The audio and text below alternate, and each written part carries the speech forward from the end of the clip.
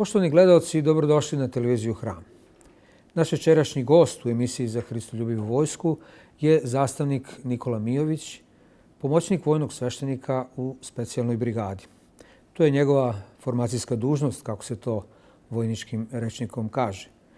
Međutim, Nikola je i diplomirani teolog, melodi pojac, osnivač pojačke grupe Rodoslov i rok sastava SH Ton. Dakle, višestruko zanimljiva ličnost koju ćete bliže upoznati u narednih 30 minuta. Pomaže Bog. Nikola, dobrodošli u emisiju Za Hristoljubivu vojsku. Bog pomogao i bolje vas našao. Hvala na pozivu. Pa da odmah na početku našeg razgovora razjasnimo tu vezu između svešteničke i vojne službe koju ste vi na neki način objedinili. Počet ću od vojničkih početaka, a to je moje školovanje u vojnoj gimnaziji. Znači, bio sam učenik 25. klase vojne gimnazije. Kroz nastavu smo se upoznali sa osnovama filozofije, psihologije, bilo je tu dosta istorije. I tako da je mene nekako taj segment najviše interesovao i budio moje interesovanje, da bi na koncu školovanja u vojnoj gimnaziji ja nekako došao preko duhovne literature, preko Svetog vladike Nikolaja i tada dostupne duhovne literature koja je sad u izobilju, ali tada su to bili počeci i definitivno da je to opredelilo mene da sagledam tu pravoslavnu filozofiju kao nešto što može da da mojoj ličnosti jednu punotu koja je jednostavno nedostajala u okviru ovog klasičnog obrazovanja. Tako da se meni javila misao, ideja da bih možda posle vojnog školstva mogao da upišem i bogoslovske studije, što se kasnije i desilo. Naime, kada sam završio vojnu gimnaziju, završio sam jednogodišnje specijalističko školovanje za usavršavanje podoficira i smer veza. I to ste počeli da radite, je li tako? Jeste, tada sam počeo da radim i onda uz taj rad u jedinici sam vanredno upisao Bogoslovski institut tada i tako sam krenuo svoje bogoslovske studije. Rodom sam iz Topole, Oplenačke, od Topole da kažem. Vaspitani ste u porodici koja je negovala te hrišćanske vrednosti, je li tako? Niste... Vidite, eto, ja se nalazim sada ovdje u televiziji Hram, pri hramu Svetog Save, čiji je utemeljivač, odnosno dobrotvor, bio moj deda, odnosno otac moje majke, i ja sam ponikao odrastao na pričama o Svetom Savi, o biblijskim pričama koje su se negde izgleda duboko utisnule u mene, da su one, kada je želja za afirmacijom i želja za traganjem za tim najdubljim delovima mog identiteta počela da jača. To je nekako izlazilo sve više na videlo i onda, kažem, ta duhovna literatura do koje sam dolazio je samo ukazivala da je to put kojim bi ja trebao da se krećem da bi se ostvario kao ličnost. I ja sam to prihvatio i krenuo tim putem i eto, objedinio sam i vojno školstvo i sada bogoslovsko obrazovanje. Završio sam Pravoslavni bogoslovski fakultet Univerziteta u Beogradu prošle godine. Evo, ove godine na Svetog Savu sam primio diplomu, bilo je zvanično uručenje diploma od našeg patrijarha, njegove svetosti gospodina Irineja u svečanoj sali Pravoslavnog bogoslovskog fakulteta, tako da je time zaokruženo jedno moje bogoslovsko obrazovanje koje naravno, nadam se, će se nastaviti, jer kao podoficir i kao pripadnik verske službe naravno da težim da završim deo obrazovanja koji mi je neophodan možda i za poziv vojnog sveštenika, ali u jednom intervjuu za magazin Odbrana ste upravo to naglasili, da vam je to životna želja da se ostvarite kao vojni sveštenik. Kada čovjek dobije blagoslov da krene nekim putem, on treba da ide dokle god ga taj put vodi. To je naravno i moguće, jer uredbom verskoj službi stoji u jednom članu da iz redova pomoćnika vojnih sveštenika, naravno ako steknu odgovarajuće obrazovanje i diplomu, mogu da postanu vojni sveštenici. I to je bio slučaj. Jedan vaš kolega je postao vojni sveštenik i vrlo uspješno sada radi u 3. brigadi. Otac Ivan jeste. Mi smo čak i radili u jedno vrijeme u jedinici u vojsci. Da će Bog da ostvarite taj san.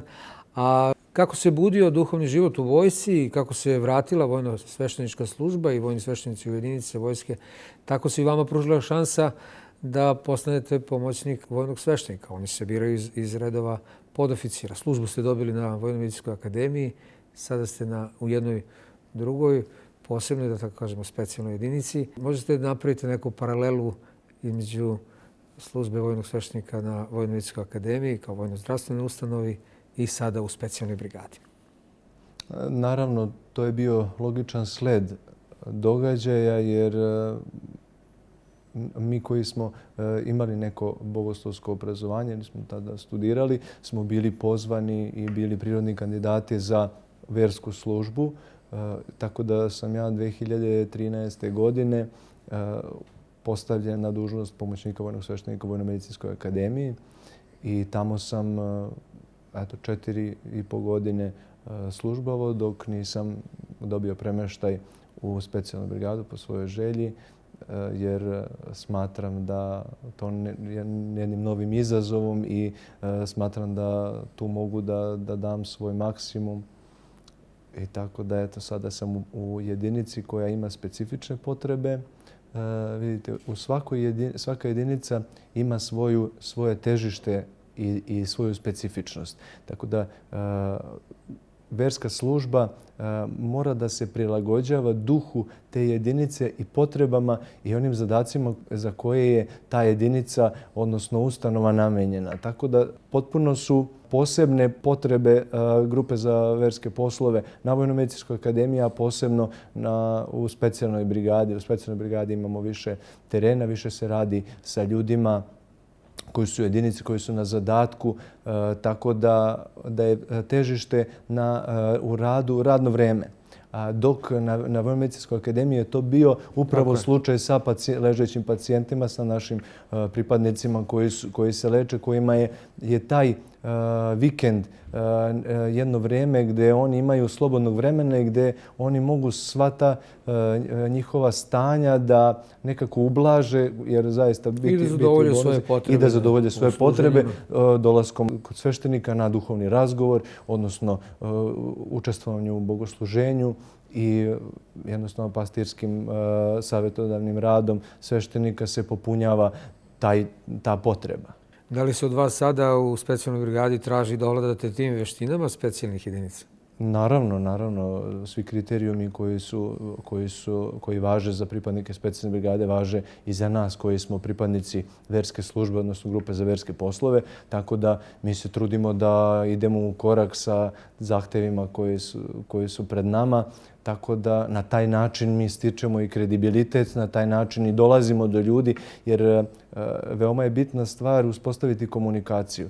Jer na zdravoj i pravovremenoj komunikaciji se zasniva kvalitetan pastirsko-savjetodavni rad i ono što radi vojni sveštenik, a naravno pomoćnik mu u tome dosta pomaže, jer kada vojni sveštenik nije fizički prisutan ili kada je lakša komunikacija sa nekih, da kažem, nižih činova sa oficirom verske službe koji je sastavni deo komande brigade, koji ima svoje specifične obaveze u okviru zadataka komande.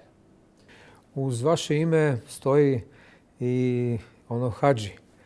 Znači da ste pohodili Hristov grob i svetu zemlju.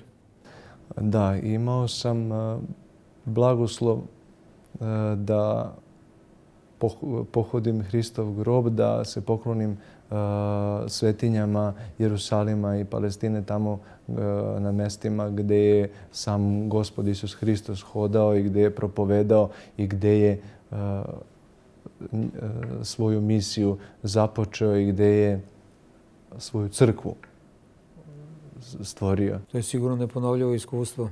To je izuzetno iskustvo, jedan najznačajniji moment u tom mom putovanju je upravo na reci Jordanu, čega ja tada i nisam bio toliko svestan, ali tek kada se vratite iz tako velike svetinje, onda shvatite zašto ste pozvani, i to je bilo pre 7 godina, ali još uvijek otkrivam koje su to poruke i čime to Gospod pokušava da nas naoruža za ono šta nam ide. Jer ništa što se ljudima dešava nije puki slučaj.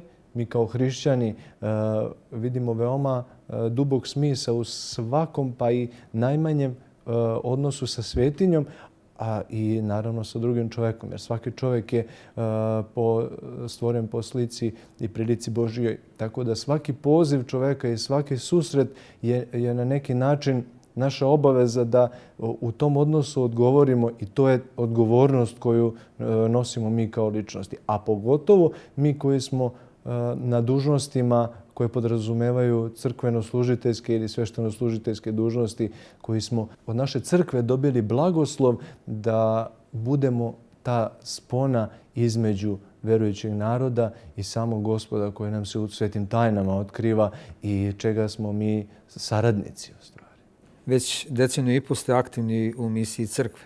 Pre 4 godine ste na Lazarevu subotu primili svešteni postrig i od tada ste čitec naše crkve. Da, te godine na Lazarevu subotu blagoslovom njegovog preosveštenstva episkopa šumadijskog gospodina Jovana, koji je ujedno episkop Vojni, primio sam svešteni postrig i uveden sam u klir crkve u crkveno-služiteljskom činu čteca sa pravom nošenja orara, tako da sada obavljam dužnost i u crkvenom odejaniju, što dodatno daje na značaju da su naše dve službe, vojna i crkvena, zaista povezane, da se ne preklapaju, nego da se dopunjuju.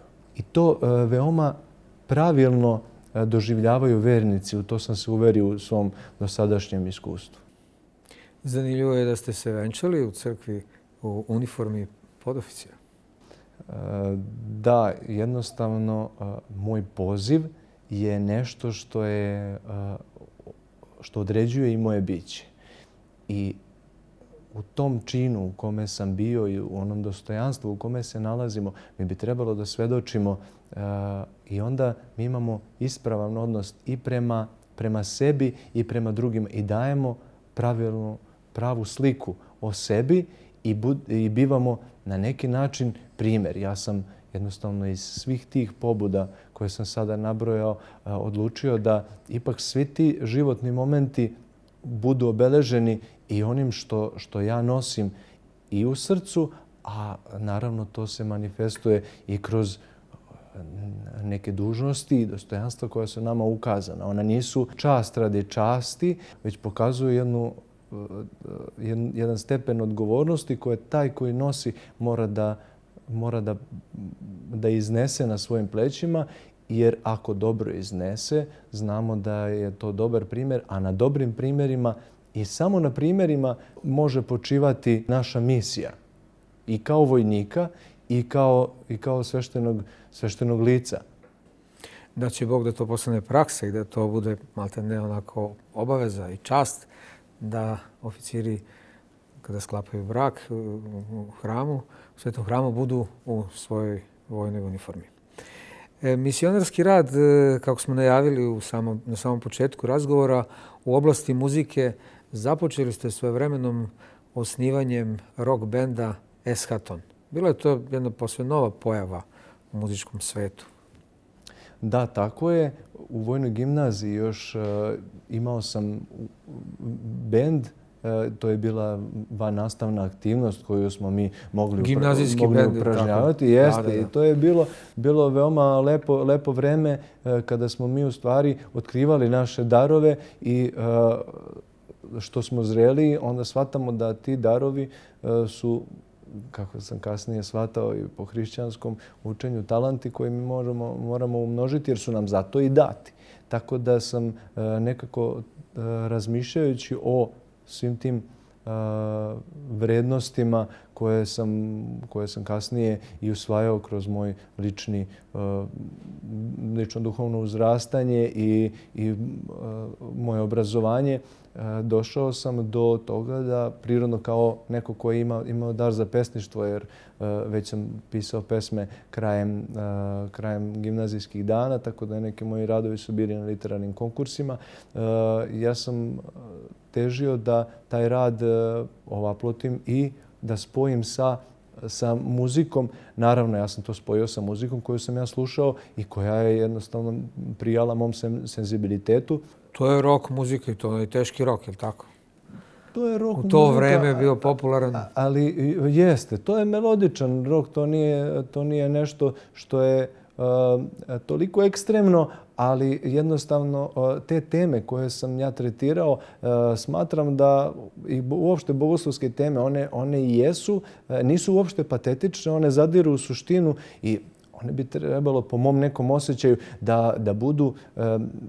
da imaju tu jaku, odnosno dovoljno kvalitetnu, prvenstveno muzički osnovu da bi mogle da podupru taj tekst, taj smisao koji je zaista ontološki. Naravno, Eschaton se zove bend jer ukazuje na Carstvo nebesko, ukazuje na ono čemu mi težimo i teme su te večne, neprolazne i jednostavno to je neki moj izraz umetničke slobode i stvaralaštva koji se tu projavio. Prvi album ste objavili već 2011. godine, a u grupi se nalazi još jedan vaš kolega, oficir. Da, sada oficira. Inače smo završili zajedno jednogodišnje specijalističko školovanje za usavršavanje podoficira. Veljko Potparić koji je evo sada moj kolega i u brigadi. Spojili ste praktično nespojivo. Ono što mnogima ni dan danas ne leži baš kad slušaju rock muziku i duhovnu poeziju. Kako ste uspjeli to da objedinite? Vidite, svaki umetnik kroz svoju životnu filozofiju on afirmiše određene ideje.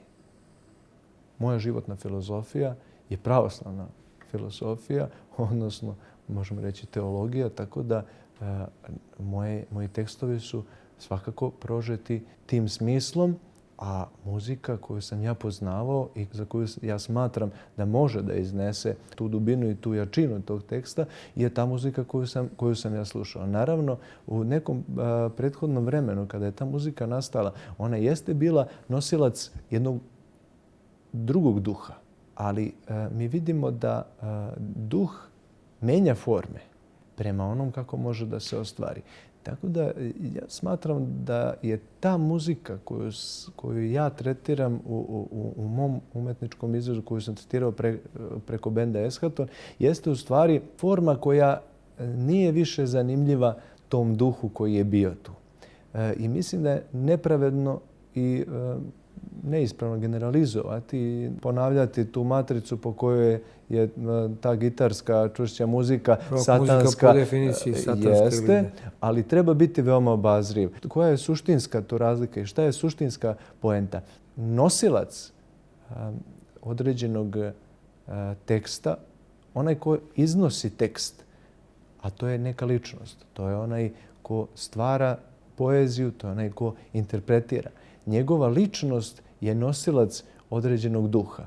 Tako da ako ste vi duhonosac muzika je samo medijum u crkvenom smislu, da, upravo to. Ako ste vi duhonosac u pravoslavnom smislu, vi ćete onda obožiti sve ono čega se dotaknete. A ako niste, možete uzeti formu koja može da važi za tradicionalnu hrišćansku, a da u suštini unesete duh koji je možda i suprotan. Muzičke talente umnožili ste i formiranjem pojačke grupe Rodoslov, koja izvodi poznate duhovne, narodne, izvorne i ratničke srpske i ruske pesme. To je potpuno novo polje vašeg delovanja.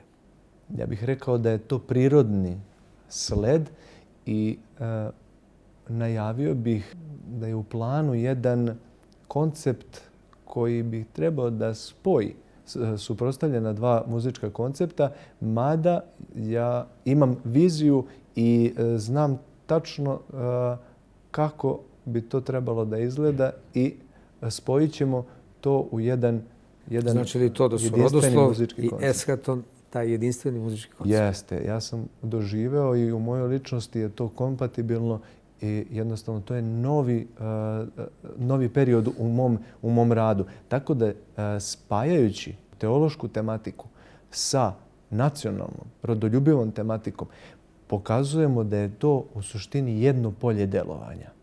Jer duhovna perspektiva je sloboda i istina i pravda.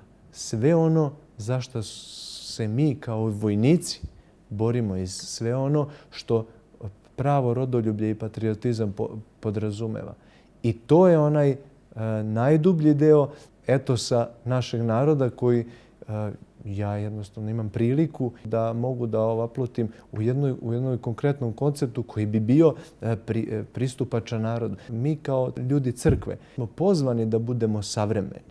Ne moderni u smislu da pratimo nekritički neke modne trendove i ono što je sada aktuelno, ali moramo biti savremeni, znači dati konkretan i pravi adekvatan odgovor u sadašnjem trenutku u kome se nalazimo da bi svojim životom i svojim delima preobražavali stvarnost koja uvek teži egoizmu, teži nekoj entropiji koja raslabljuje sve vrednosti, a vidimo da je to nekako globalni trend i da ovaj put kojim smo mi krenuli teži da zadrži taj neki stari vrednostni sistem, odnosno da ga osavremeni i da mladim ljudima prvenstveno, a i svima onima koji su u ovom trenutku zainteresovani, imaju uho da čuju i da dobiju novu nadu, novi entuzijazam i da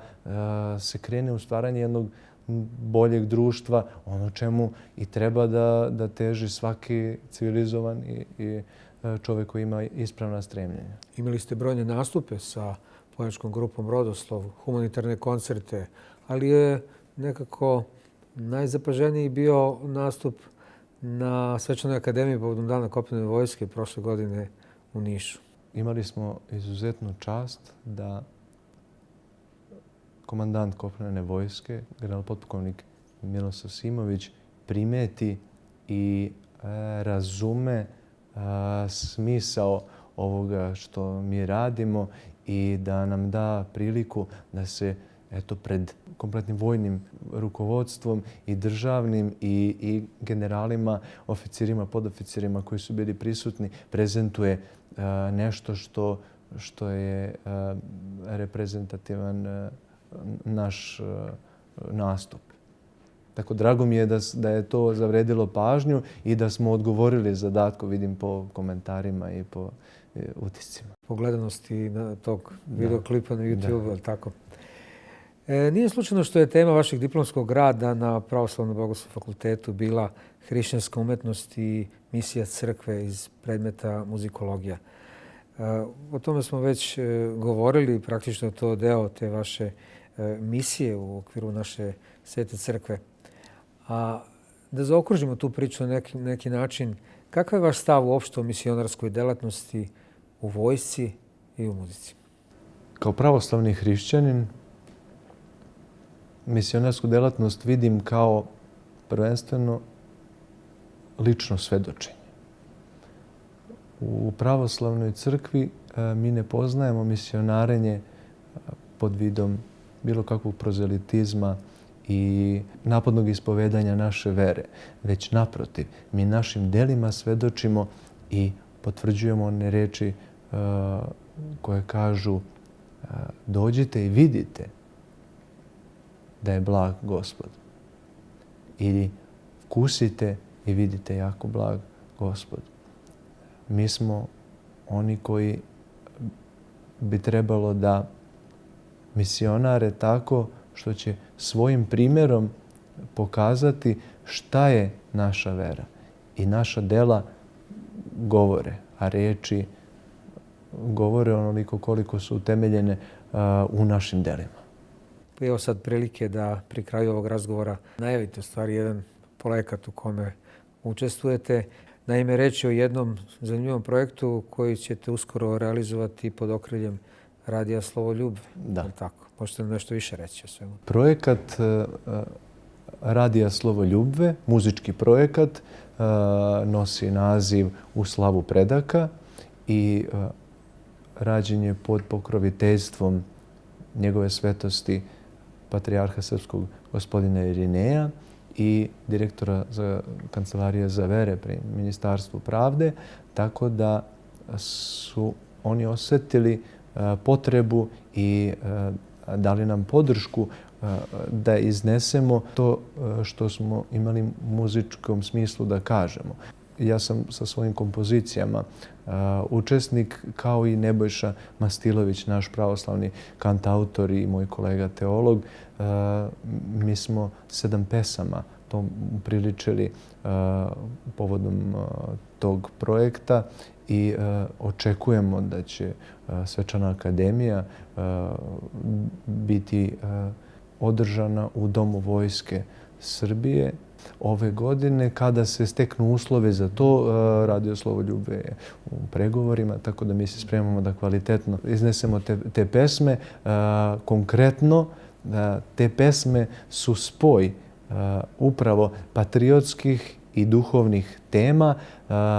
Pesme kao što je pesma Srbije Hristov, ona upravo svedoči o tom najdubljem porivu vojnika da se žrtvuje, da žrtvuje sve ono što ima zarad večnih ideala, a to su oni ideali koji su sažeti i u oznaci Vojske Srbije koja se sada nalazi na desnom ramenu na ratničkoj uniformi koja kaže za slobodu i čast otadžbine, što je u stvari parafraza za krst časni i slobodu zlatnu.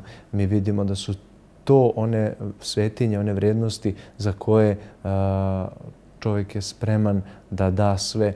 I opet da se vratim, to su nama delima potvrdili svi oni kojih se mi sada sećamo i za koje, evo, u specijalnoj brigadi svako jutro čitamo pomen, odnosno služimo pomen za njihovo upokojenje i naravno dajemo im počast i dajemo im ono mesto koje zaslužuju, a to je upravo da budu nama primjer. Dakle, u toku ove godine možemo očekivati realizaciju tog projekta. Šta su još sadržaji tog važnog posla? Mi planiramo da ove kompozicije i ekranizujemo u saradnji sa Zastava filmom. Jeste, jer zaista u ovom vremenu kada sve što se radi ima potrebu da bude i vizualno predstavljeno, da bi bilo publici što bliže i da bi moglo da dođe do što većeg broja ljudi. Naravno da bi bio najveći efekat kada bi se ekranizovale te pesme i mi ćemo ići na to da u saradnju koju smo već stupili sa Zastava filmom da krunišemo tu saradnju jednim reprezentativnim videosnimcima koji će pratiti ovu priču koja je uglavnom bazirana na dijelu ratničke istorije oko Prvog svjetskog rata, jer ovo je godina jubileja i to je negdje i bio pokretač ovog projekta. Tu ste objedinili vojsku i crkvu, institucije vojske, institucije crkve, praktično jedan zajednički projekat povodom obeležavanja jubileja Velikog rata. Jeste, ja se nadam da će to zaista zaživeti i da će to poslati pravu poruku koja nam sada u ovom momentu je možda i najneophodnija. Nada, vera, ljubav, sloboda, istina, sve ono što svaki čovjek smatra za ideale koje ima normalno nastrojenje. Bio on verujući ili ne deklarativno, ali mi znamo da su to najdublje emocije, najdublji porivi koji svakako bi trebalo da se popularizuju i nikada neće proći njihova vrednost. Hvala vam za ovako lepe poruke za sam kraj emisije. Hvala vam naravno što ste odvojili vaše vreme za gostovanje u emisiji Za Hristoljubivu vojsku. Hvala vama, čast je bila moja. Zahvaljujem se na pozivu. Poštovani gledalci, bio je ovo zastavnik Hadži Nikola Mijović, pomoćnik vojnog sveštenika u specijalnoj brigadi, teolog, muzički umetnik i neoborni pregalac u misiji naše Svete crkve. Slede vesti iz vojske. Ostanite uz televiziju Hram, na pravom ste mestu.